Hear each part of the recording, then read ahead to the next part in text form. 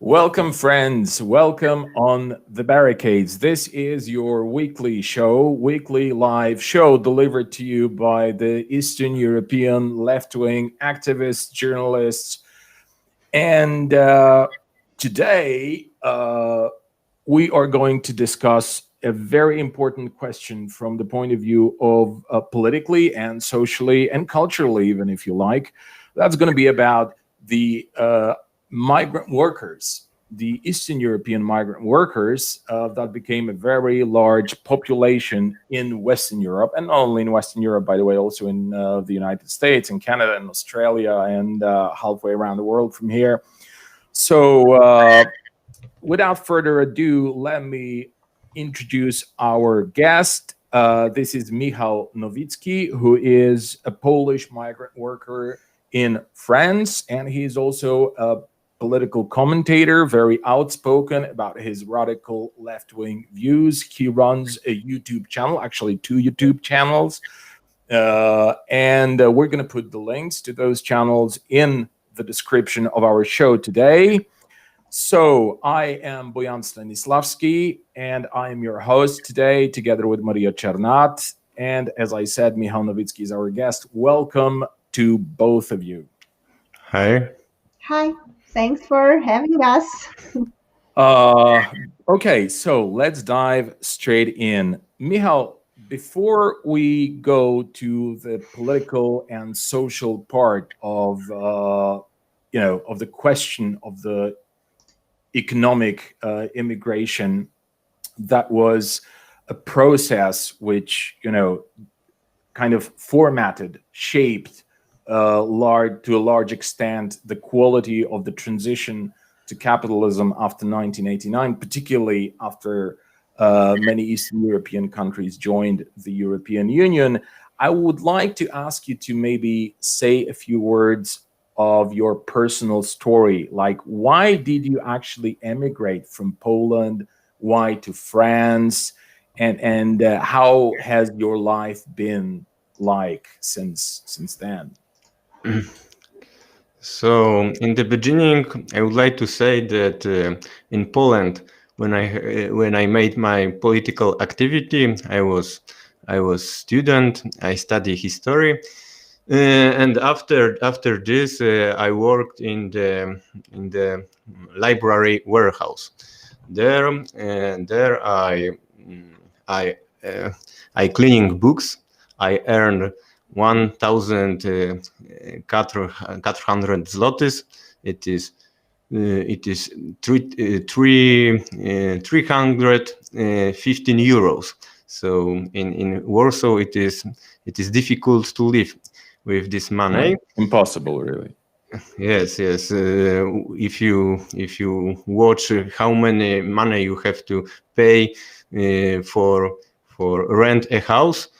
So in Warsaw we have the European prices, but we have East European salaries. I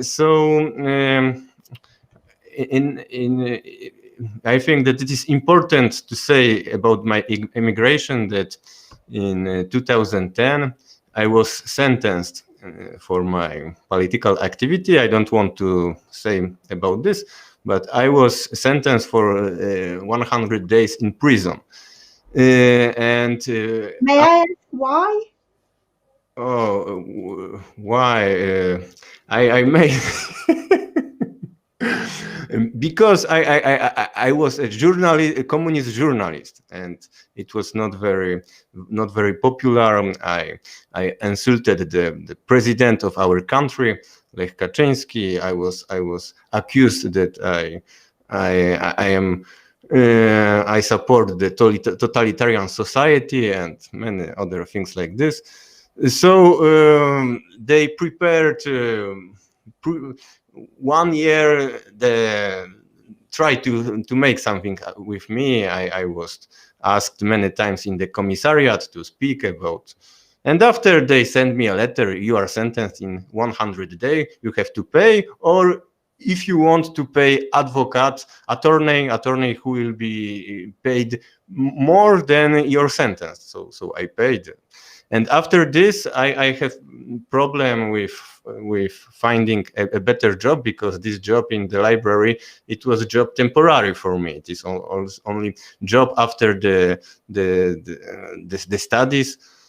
It was very nice job because I was cleaning books, I was reading these books, but I earned nothing. It is impossible. And of course I wanted to emigrate it of the economical reason. I tried to learn English language for emigrate in the England, like many of Polish. But also I considered to go to Germany. In Germany now lived my brother who worked there.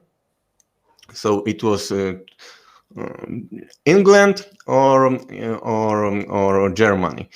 But for find a job in other countries, you have to speak the language very well, or you have to know the work.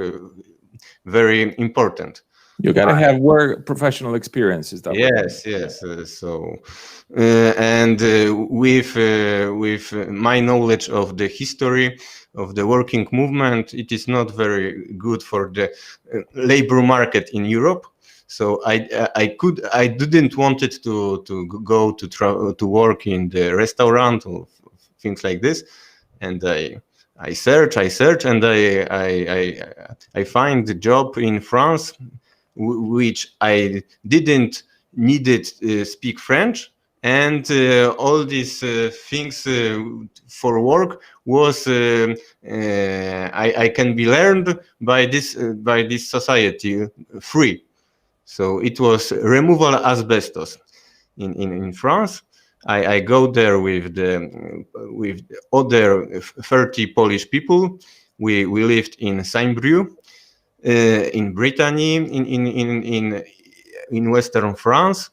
We are living together. We are working together. In 30 people, there are 3 or 4 who understand a little French. No speaking, but understand a little. And this is my beginning in France. After this, okay. So let me stop you right there for just a little second, because from what I gather, you went to France to remove asbestos from whatever construction sites, and we should add that this is a very risky job from the point of view of one's health. Okay. Yes. In France, 100,000 people died because of asbestos. Yeah. Okay. So you see, this is, I think, the first important point to make, that it's not such an easy thing. Like, you can go to a restaurant, or maybe you can go and work in a hotel, which is a part-time job. But then if you really want to improve your economic situation, you got to take on something which is very serious and also potentially damaging your health, right? So this shows the true color of what does it mean to be a migrant worker, okay, abroad. It's not like you just go there and suddenly start receiving a lot of money and everybody respects your work and stuff like that. Okay, so yeah, please continue. I just wanted to sum it up. Yes, it is very important what you said. Of course, we have a formation named how to remove asbestos in protection for your life. So on theory, it was we can make this job without damaging our health. But it was 1 week in Brest. We were in the school, and teacher 8 hours he speak, and translator he. I'm sorry, because I use many French words. That's okay. No worries. So translator, he translate one sentence in 10, and when you are in school 8 hours and you listen lesson like this, after 4 hours you are boring, you are sleeping. Nobody listen this, but he speak, yes. Okay, so this was pure fiction. I mean, there was no preparation really. Theoretically, in this we have theory, which is fiction. Mm-hmm. We have also practice. Practice was interesting because they learn us how to make a mask, how to protect all these things. This is not fiction. It was funny. It was funny. But fiction, it was examen, who was in the Friday, last day of this formation. So exam, we are together, and the teacher said the question. So it is question, what have we do in the, and this is response A, B, C, D, and it is 20 question. In this 20 question, you have one response. So for pass this exam, you have to, I think, have 17 or 18, which is good. So he made this exam, and after we have the pilot like this. So, and after nobody passed this exam. So he continued, and in this question, it is B. In this question, it is A. So he explic us what is the response. Okay, so sorry to interrupt again. So you're saying that the theory of the general learning, that was fiction. Then there was some practice, which was rather funny than anything really practical. And then in the final aftermath, there was an exam which everybody failed because no one was able to learn in such a format. And then the teacher, the tutor, the trainer, he gave you the right answers. Yes, he gave a right answer, and he repeat exam. So after this, I think that 19% of us pass exam. But it was still 2 or 3% who didn't pass. So he repeat this and make one more exam. And it was very fiction because it is question, and everybody, we are in this one room with these people, and we say A. So he have to pass A, and so the society paid for this, and everybody have to pass exam because. So the company made it in a way that it's fiction, but then in the end everybody passed. Although yes. Grotesque. It's grotesque. Okay. So that's a stunning beginning. I gotta say that's really.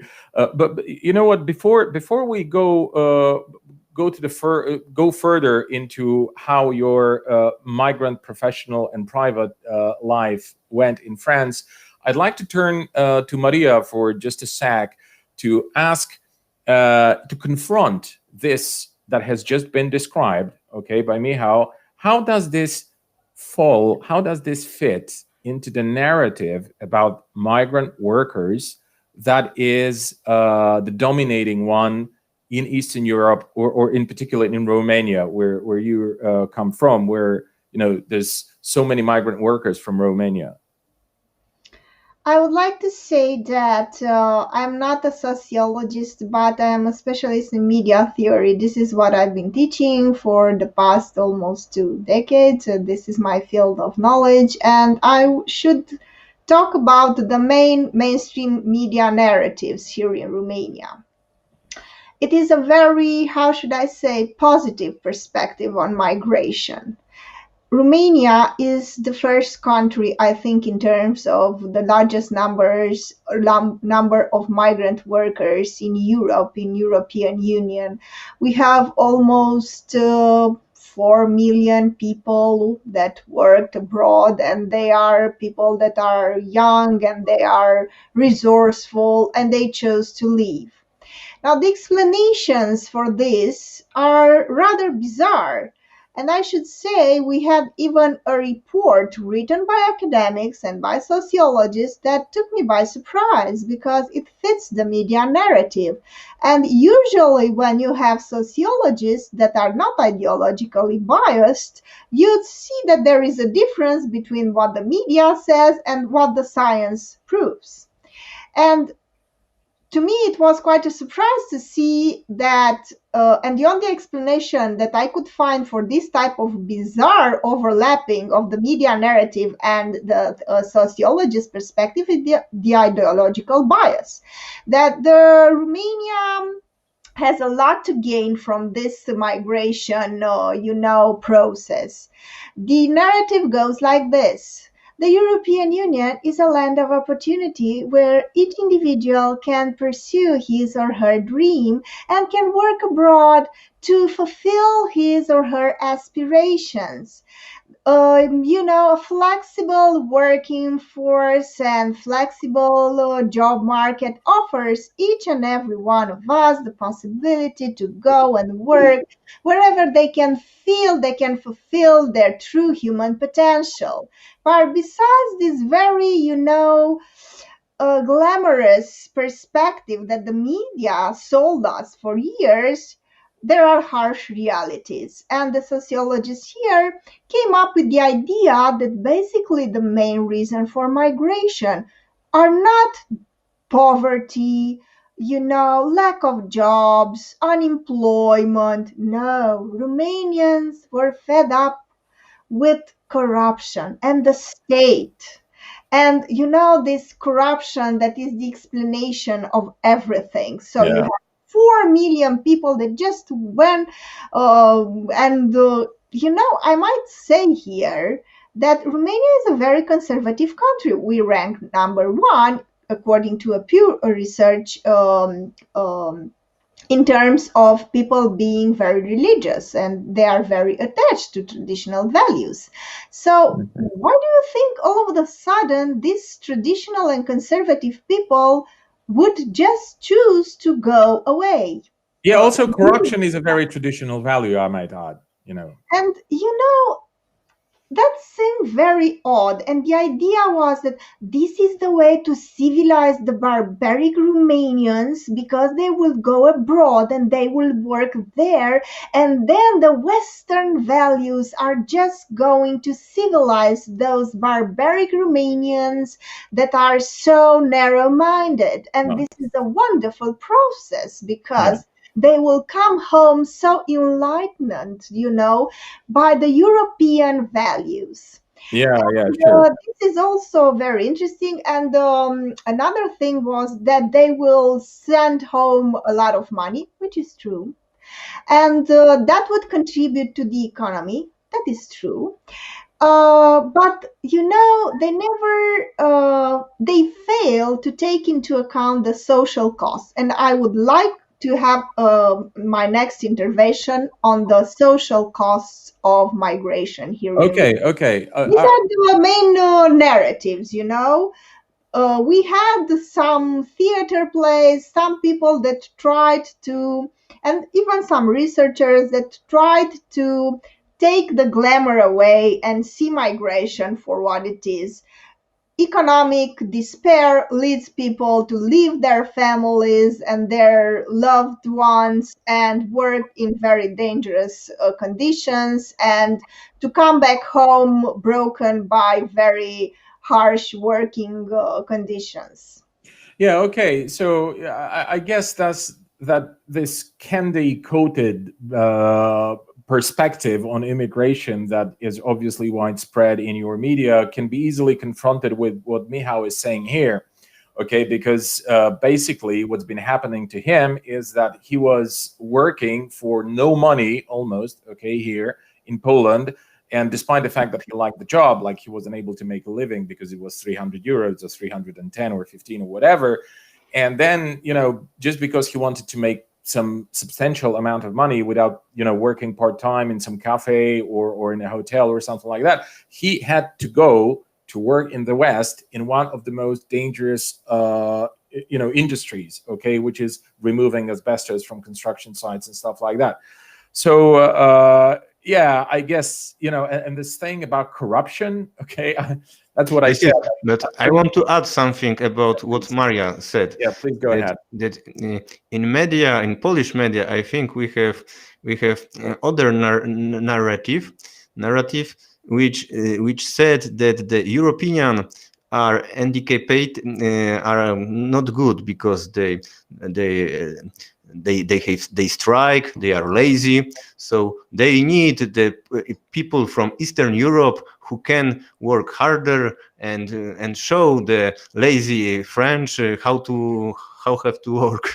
Yeah, how to work, exactly. But this is very interesting, you see, because they would, before that, they would normally prize France and Western Europe. They would go like, oh, these are fantastic countries, and at the same time they would push forward this kind of weird narrative that the workers there are lazy. So like, you want to tell me that one of the most advanced capitalist countries built itself through the laziness of the workers? I mean, this is completely insane. Okay, and also I want to add that in Poland, apart from this, okay, apart from what Michał described, which is totally true, we've got also another narrative, and the right wingers are pushing that people, you see, they are running away from Poland, like, watch it, because of high taxation here, which is like, which is absolutely meaningless. But okay, so let's switch gears here. And Michał, could you tell us a little bit about actually what is life in the workplace like for an Eastern European migrant worker? Because it's not only Eastern Europeans, obviously, that are present as a migrant workforce in France. There are people from Asia, there are people from Africa, which is a traditional immigration there. And I want to know, like, how does this work out? Like, do these people work together? Do they stick together? Do they form a community? Is there maybe some kind of class solidarity? And how does it develop? So, first thing which I have to say about Poles who live in France, that most of them don't speak French.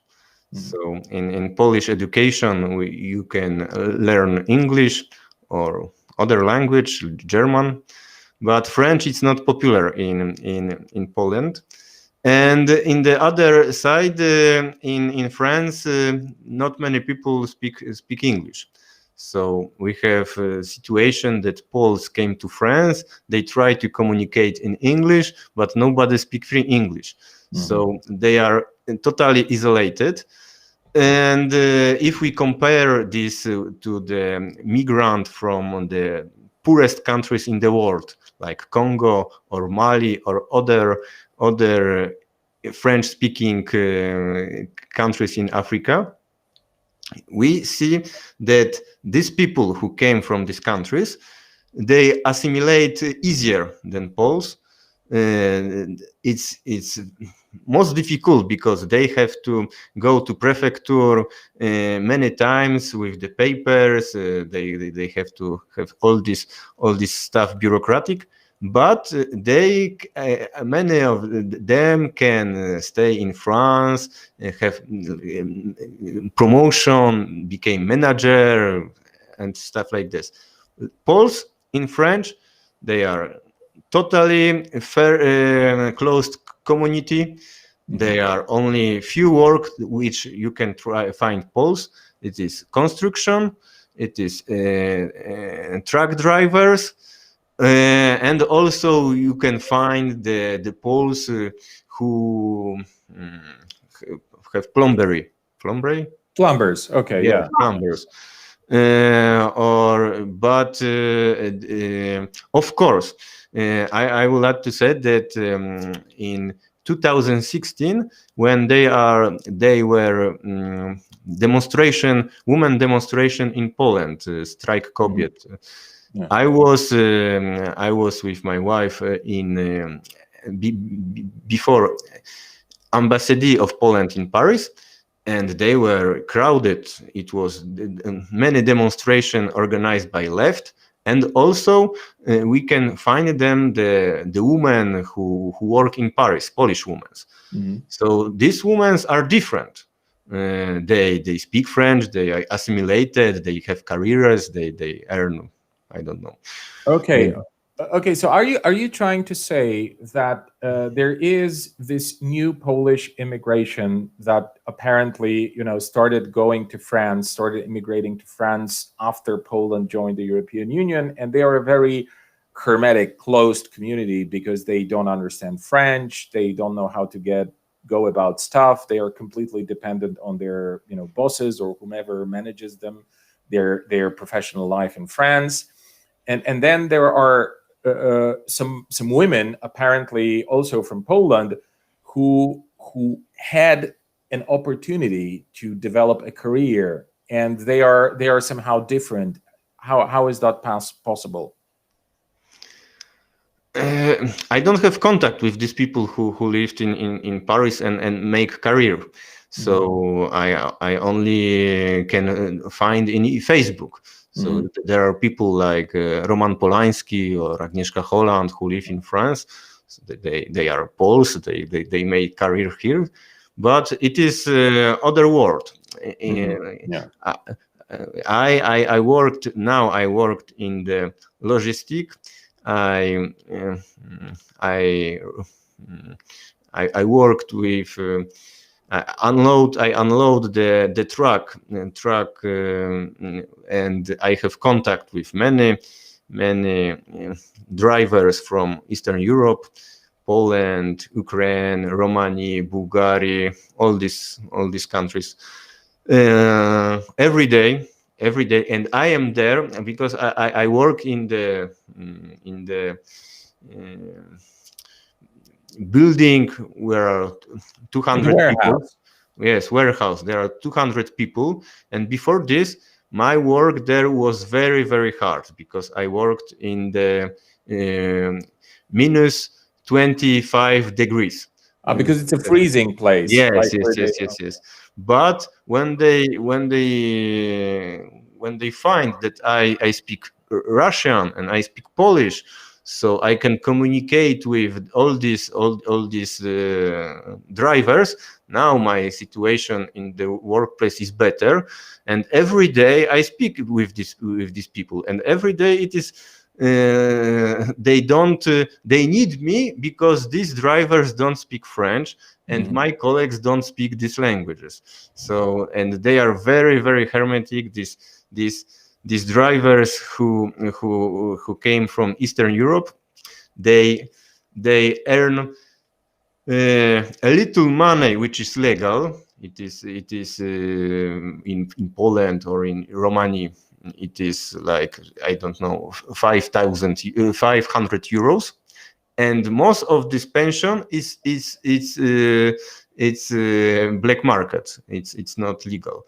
So you're trying to say that they earn a little money legally, and then there's a lot of money that goes under the table. Yes, and they earn this because for every day which they work, they have money for hotel, for sleeping, for washing, but they work like this. They work 3 weeks, and after they return 2 weeks to Eastern Europe. And in this time, the three weeks, they try to not using this money for hotel. So they sleep in the parking. They don't wash themselves. It's very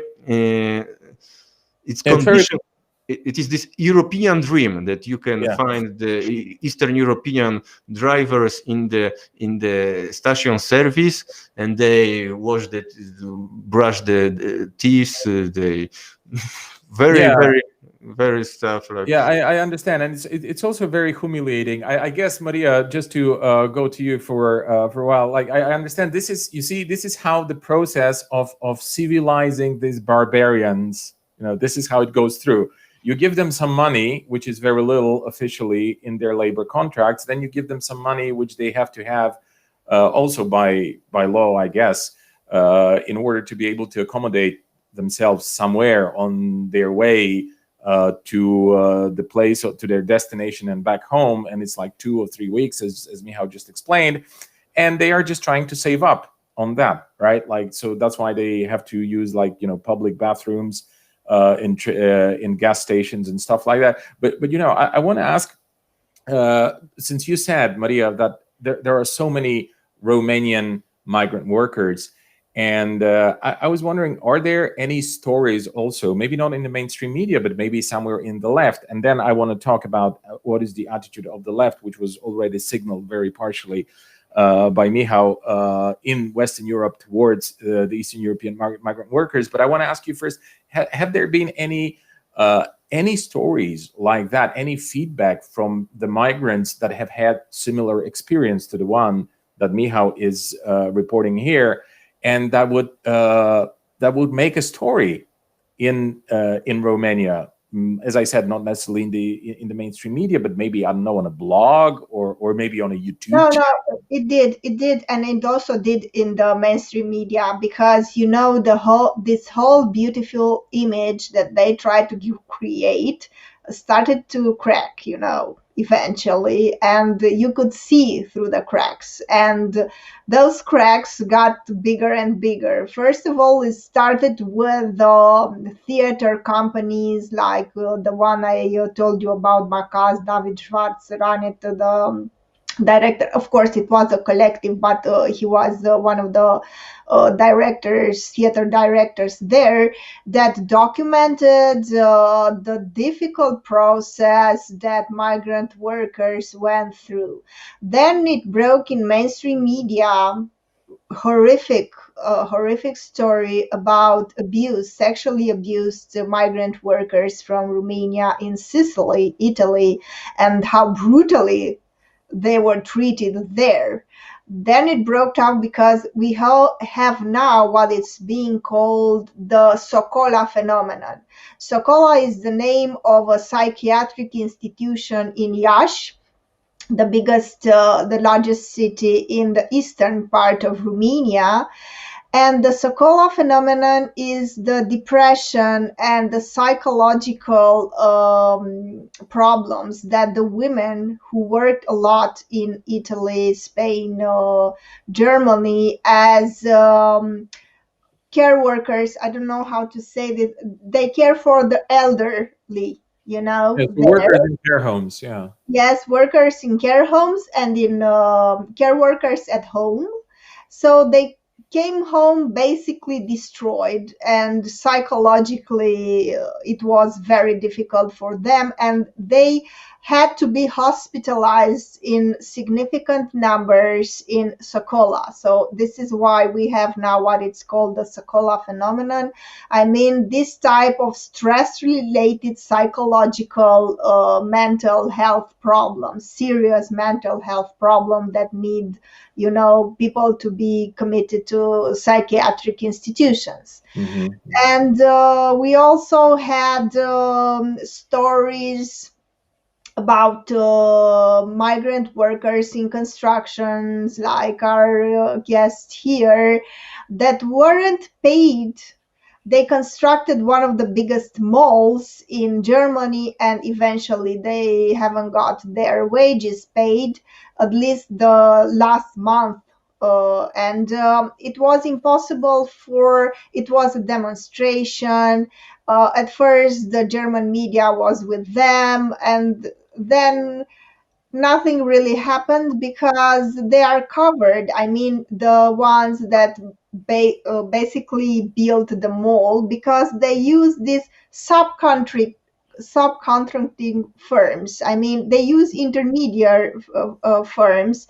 They do not hire directly the migrant workers. They hire a firm, a company, and that company hires another company, you know, and they all take some of the money, and then the migrant worker ends up with very little money and very harsh conditions. So they eventually these stories break, but unfortunately the mainstream intellectuals are still caught up in this fantasy about Romanians desperately trying to leave the country because they cannot. And this this is partially true. This is partially true, but for that, our guests here describe those who are integrated, the intellectuals, the very well-educated that go for a PhD there, or a postdoctoral, scholarship.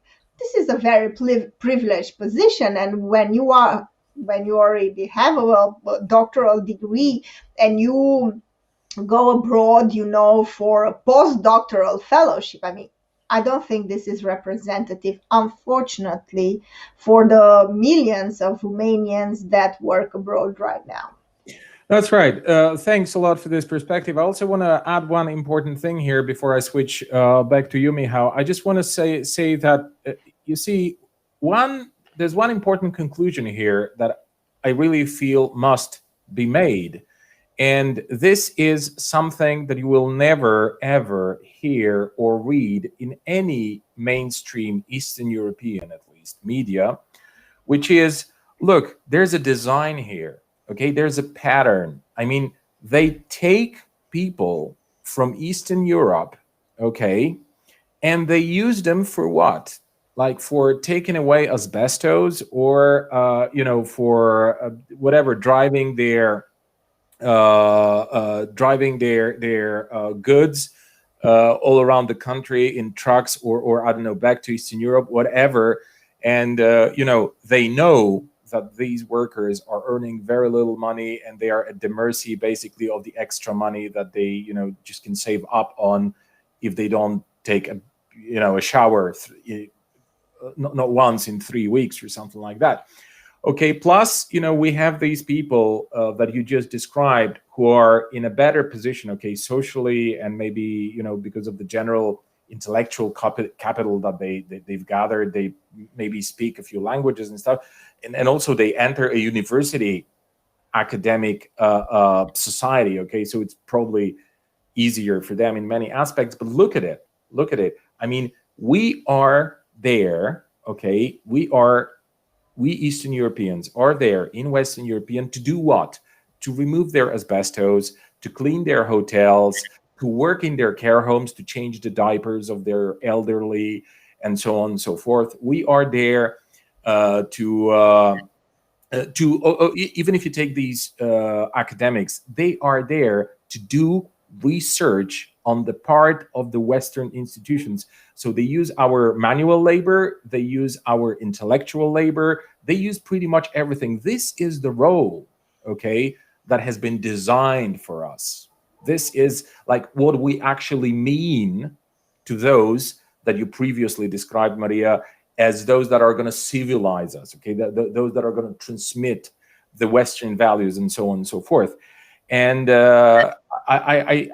I just feel that it's, super important particularly for the left to understand that, whatever you think, regardless of what you think about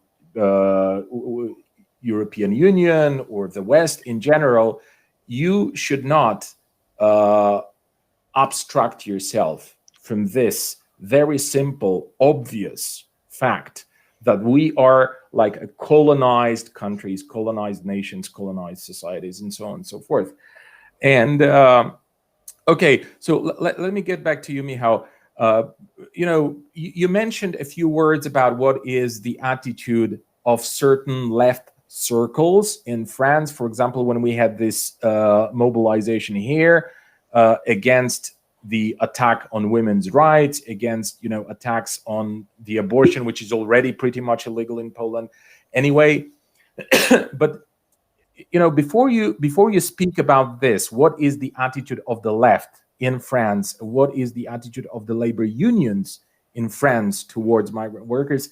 Can you tell me what is the attitude of the Polish, like, towards these institutions in France, towards the left or towards the unions?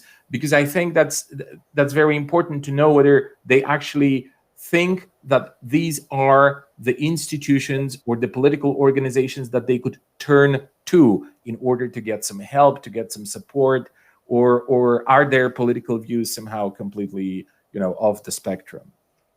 Yes, before this, I would like to add two commentaries for things which we said. One for things which said Maria about the outsourcing, that it is one society who hire that society. And I worked with a society from Belgium, Citra. So when you have truck, you have the two things of truck. You have car and you have this stuff who are after the car. So this truck after it is registered in Belgium, but the car is registered in Lithuania. But in Lithuania, most of people go out, so they use the drivers from Belarus. So Okay, let me just make it straight. So you're telling me that there's a truck which is the truck itself, like the car, the engine, and then there's the part where the goods are, and the one part, the very car, belongs to a company registered in Belgium, and the part which is attached to the car, which is the goods part, basically the kind of warehouse, this is registered in Lithuania. And it belongs to two different companies. Yes, the car is registered in Lithuania and opposite. Oh, so it's the other way around. Okay. Yes, and Lithuania have something with Belarusi, that Belarusian can find job in Lithuania and use all these Union European. So Belarusian, Lithuania, Belgium, and they worked for the society in France. So it's very, very complicated to find who is responsible for magic of the market, isn't it? And I also want to add something about the condition work. So if you have to, normally if you are a driver, you have to stop after 8 hours. So 8 hours you stop, and you have to stop 9 hours, and you have a computer in your car. If you don't stop it, you pay the amount. Yeah, fine. So what if you want to transport something very fast from Poland to France? You use two drivers. So one is is working, and other is sleeping. In this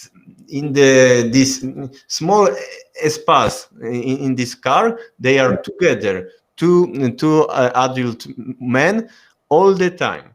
Yeah. So it's very, very complicated, and also this work very, very dangerous for healthy. Monika Karbowska, who lived in France in 30 years. 10 years ago, they try to help the Polish workers who constructed the nuclear power station in Flamanville. So it is also nuclear power station. It's not very. Yes. Yes. So your question: what is the attitude of Polish politics? Yes, and. So I have to say that most of workers in France, they emigrated from the Eastern Poland, so-called Polish B, and many of them from Podkarpacie. Very poor region in Poland. Yes, and and this region is very Catholic. It is the fortress of the Law and Justice Party, and these people who came from Podkarpacie, they are Catholic, patriotic. They are many of them in the conversation private. They make racist. They speak remarks. Yes, racist remarks. They hate Islam, but because they are not integrated in this society. It's good that they are not politically active. because it was not good that these people they are in power in Poland, so it's good that they don't do this in other countries. And the left, the French left, towards the Eastern European workers, I can divide it that we have the Trotskyists and anarchists, which are internationalists. I can say they try to build the connections with all the workers in Eastern Europe, with all the Europe. But these circles of the left of French, which are connected with all the communist parties. I said all communist parties, but because these old communist parties now is split for many. There are all. It exists PCF, but there are other groups. But these groups are try to. They are leftists. They support French workers, but in the other hand, they use the flag of the France. They are patriotic, French patriotic, and they are use the words about migration, which is not. It's very complicated because it's very similar. Sometimes it's very similar for the argumentation of the extreme right.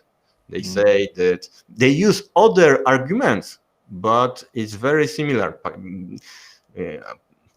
For example, they said, we don't discriminate these workers, but they have to speak French language.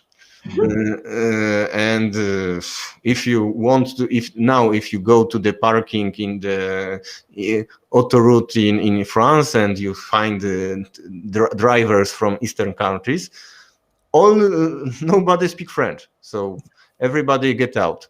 You go to the building constructions and the same things. Everybody know they don't speak French, and they use this. They don't want to say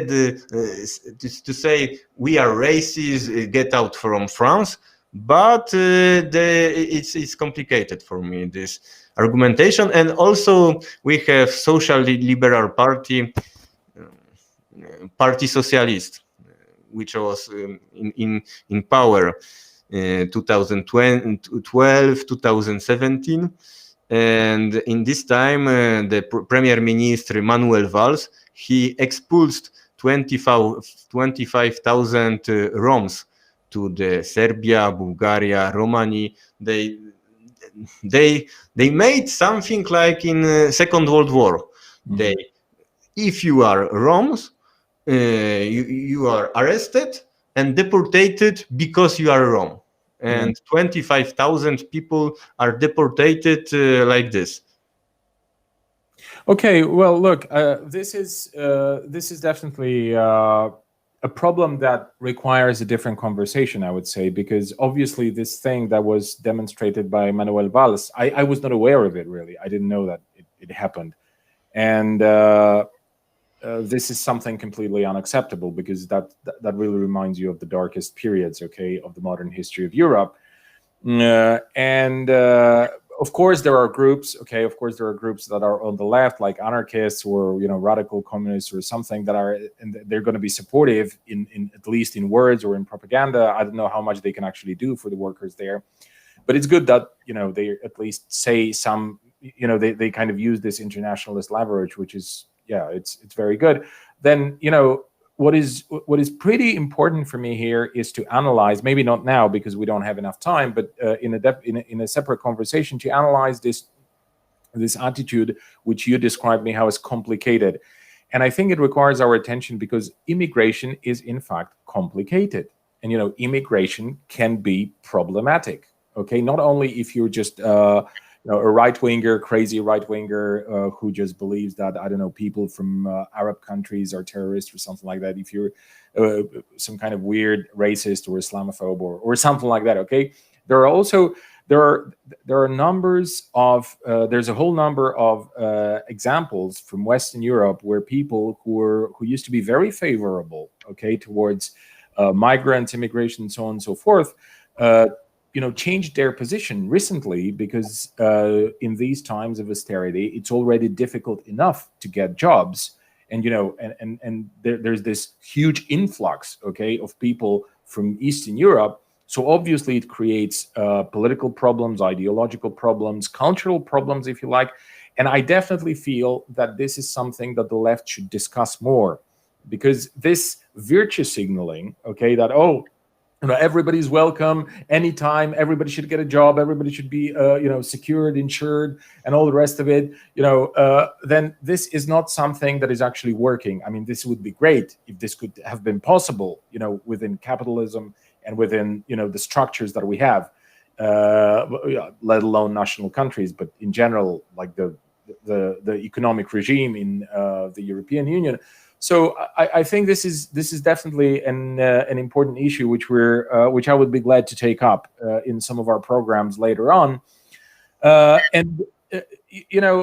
Maria, you said in the beginning of the program that you would like to have a special intervention on a particular topic, and I'm thinking this is the right time for you to do that now.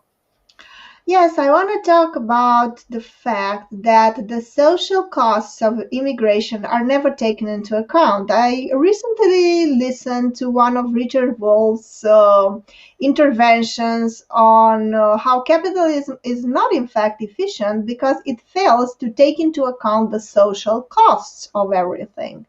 So in terms of migration, what happens is that the capitalists bring working cheap labor force, and they use these people like they are objects or machines, and the whole cost of social integration is left on the shoulders of the communities, and this is not a very easy task. So there again you have this story where the capitalist is taking the profits from this type of race to the bottom in terms of wages and in terms of who gets the job first, who gets the job for the lower wage. Okay, so the capitalist is basically taking the profit, and the communities are left to their own devices in terms of integration. Because think of it, Boyan, sometimes it's very hard to live with your relatives. Just think about it, okay?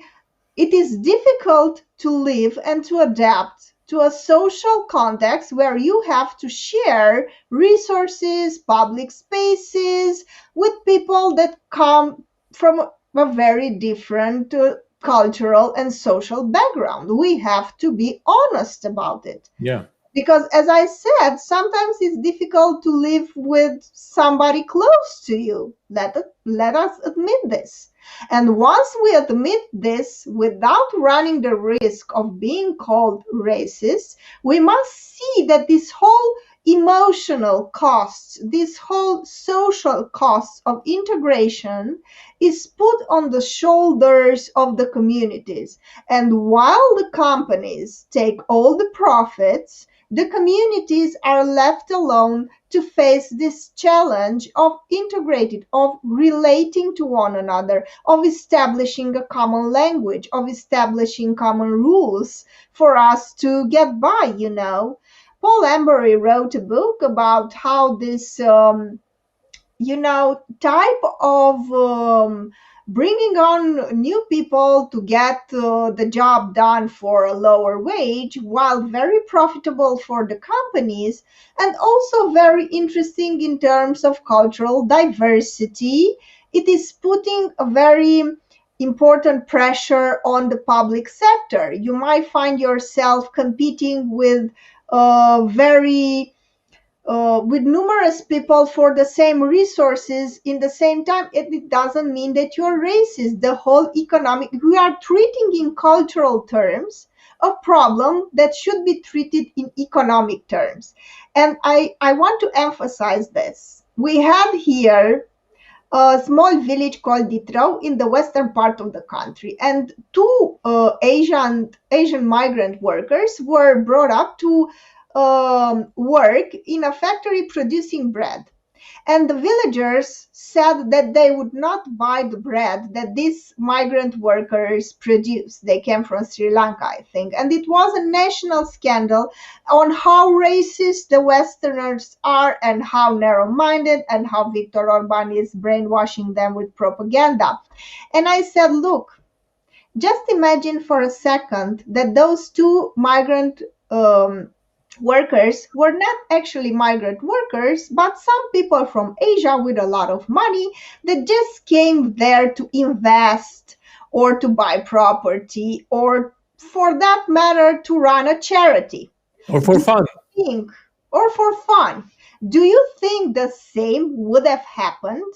Because I don't think so. The problem was that they were brought there to discipline the local workforce, and to show the Romanians, if you don't want to do this job for this very low wage, we are going to bring somebody else. And of course, it created a lot of tension because it was economically based. And we have to admit that, because in the final aftermath, the owner of that place that they were producing bakery and all sorts of products got home with the profits, and the community was left to its own devices to ensure that these people integrate somehow and they relate with one another. This is the problem, I think, and it's treated in cultural terms when in fact it should be treated in economic terms. Just imagine that you would get, because we have this problem with Asian workers and everybody's going, oh, they are different. Just imagine that you would say something like this. Okay, you brought up some people from Sri Lanka, but you have to pay for them to learn Romanian.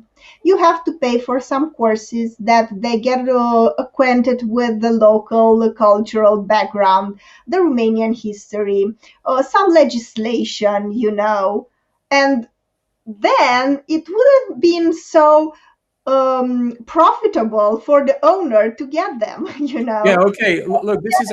take full responsibility for these people, not treat them like objects. Yeah. And think of them as resources from 8 to 4, and then leave it to the community and everybody else to take care of them. Okay. Yeah, I really I think you nailed it here, because this is exactly one of the biggest problems here, which are so often misunderstood or misinterpreted. I think in purpose most of the time, really, because look, if you want to have integration and workers are moving here and there, and there are all these misunderstandings on all kinds of levels between the local workers and the migrant workers. There are political tensions, all kinds of cultural tensions, civilizational tensions, if you like. Okay, and then this is all explained in terms of, these people are racist, these people are something else, and it's all like the society is somehow not flexible enough to accommodate this. And look, this is so easy. It's exactly what you said. Organize immigration if you think it makes sense, but in a way that it does not provoke a feeling or a sense of endangerment on the part of the population, community, society, nation, company, whatever, that is the receiving part. Okay, because the workers or the people in the community, in a place where you get all these Polish people, Romanian people, Bulgarian people, Roma people, Hungarian, Lithuanian, whatever, they go there, they can't even communicate with them because they don't speak the language. They earn very little money. Everybody knows that they earn very little money. They are afraid that it's going to have this social dumping effect because it's a normal fear. Okay, there is someone here working with you, let alone the fact that you cannot communicate with him, but he's receiving less money. The entire thing is increasingly less comfortable for everybody.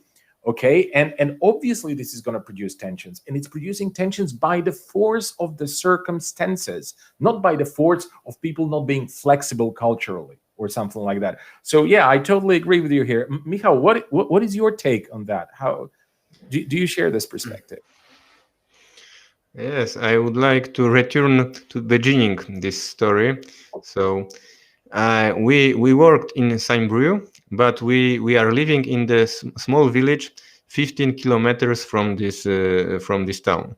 Mhm. So you can imagine small village, and one day there are 30 Polish people, adult men who came.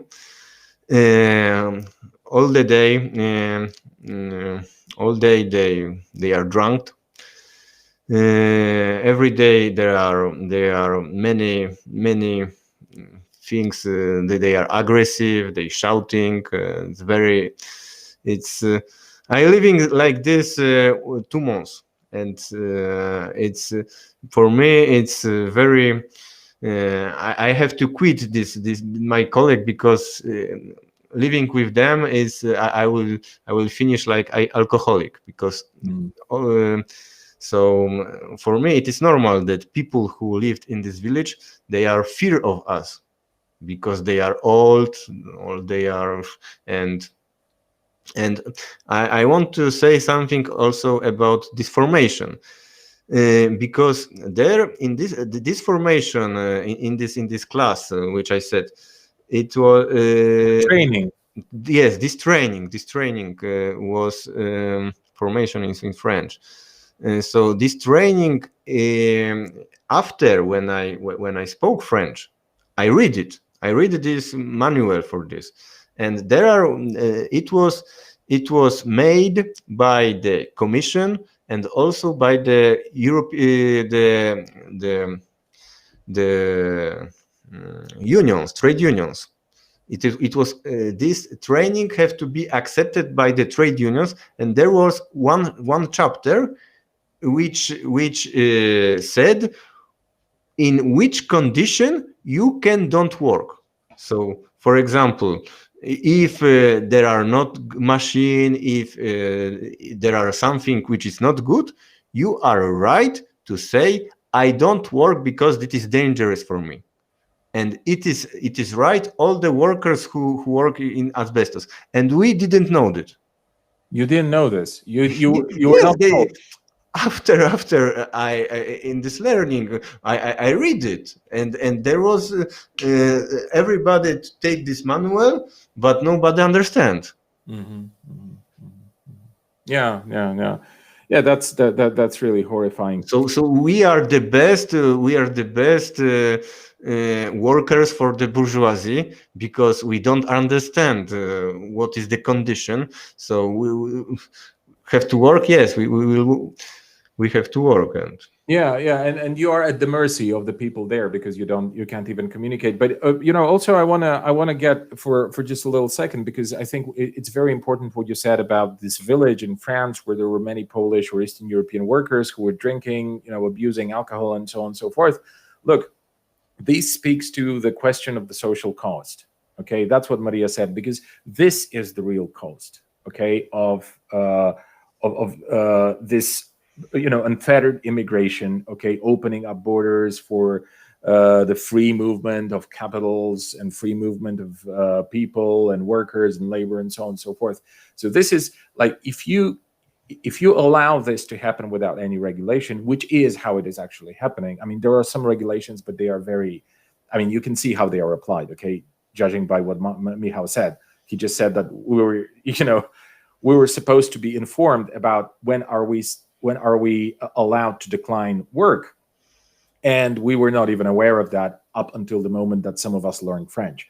So this is the social cost. I mean, you get someone paid very little money who is traveling in their truck, okay, for 3 weeks, for 2 weeks, who is not able to communicate or even maintain basic hygiene, because he has to save up on the extra money in order to make a living, okay, in order to be able to make enough money for him to make a living.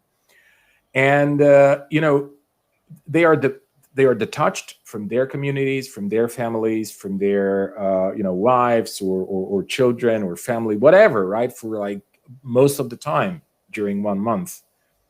And obviously, when they are put all of these frustrated people together, okay, in one house, like, I don't know, 10 of them or 20 of them, and there are like there's like a whole row of houses in a village, okay, they're obviously gonna be releasing their impulses, which are related to the piling up frustration. And it could, there's no way that it's gonna end up well. And obviously it's gonna provoke problems. And the problems were perfectly described by Michał. You get these frustrated poor people exported from the East to the West, who are not even able to communicate with some people who are mostly pensioners in a village, who are just horrified at this, okay? And the worst thing about it is that it strengthens this stupid, idiotic, self-colonized, self-racist, self-xenophobic narratives that you, Maria, described at the beginning of our program about how we are barbaric, okay? Like, this is the big lie. I want to say something here. One of the most, because I heard a lot, and now at the beginning of the show, I said to myself, what am I going to say? But now I realize that I have a lot to say. And actually, I remember that I wrote an article about the migration and the French model and how they wanted to integrate. Anyway, one of the most horrifying stories about migration is the following. I heard of an integrated business model that a German citizen developed, and it went like this. He had migrant workers come to a village, and then he also owned a brothel. So he would bring Romanian women to go work there, and then he would take at the end of the week the workers to his brothel, And this is the best it doesn't fit the narrative, with following your dreams and so on and so forth. But I think it's worth mentioning, this integrated business model where you take the women to go to the brothel and the men to go on construction site that you also own, because this is the beauty part. And you take at the end of the week, you take the men and you organize these events where they go to your brothel. Yeah, you organize prostitution, basically. That's what you do. Yes, and so you pimp out the women that you gathered in your brothel, okay, to the construction workers that are migrant workers in order to appease them, okay? Yes, my brother who worked in Germany, he said me the same story.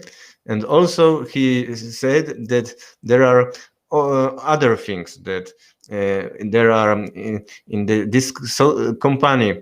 This is one guy which is very, very kind, and he proposed alcohol for he drank with the worker in weekend, and he accepted that the worker they drank when they worked. But there are other who after this he checked if you are alcoholized.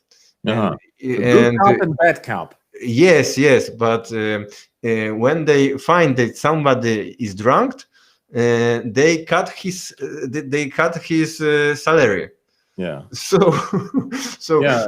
He gave you vodka for 10 euros, but he cut your salary for 500 euros.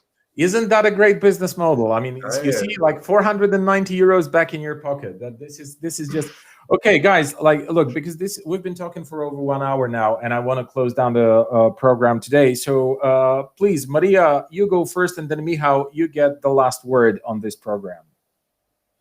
We need to de-glamorize, if I may say so. We need to talk about migration and to show its real colors and to move beyond this analysis of interracial conflicts only in cultural terms. While culture may play an important role, I think it is very important to see the roots and the economic roots of social tensions that are created by migration. And I always urge our viewers to think, would you think the same if Muslims would come here to run charities and they were and they would come here to help us and to give us money, would you feel the same about them? Just think about it in terms of economics and try to leave aside, not to leave aside, but to emphasize on the economic dimension of migration. This is my idea. Yeah, okay. Michał, last 30 seconds go to you. Okay, I would like to say something about this propaganda in media. It's work because many migrant workers are lying all the time. They are working in the bad conditions, but after when they called for their families, when they come back to this, they show that they are very rich, they have great career, and they didn't want to admit that they are a slave in the Western countries. Right. Okay. Thanks, everybody. Thank you, Michał. Thank you, Maria. And thanks, everyone who's been with us. And there are quite many people that actually stayed until the end of this lengthy episode. And we'd like to invite you every Sunday. Okay. We're doing our live shows. And please go to our Patreon website. This is patreon.com/thebarricade. It's very important for us because grassroots funding is the only way for international independent media, especially in our region in Eastern Europe, to survive. So thanks again to everyone. And there are so many topics and so many great ideas to be discussed in our future live shows that you can 100% count on a quality material. Thanks again and see you all. See you. Stay Thanks. healthy.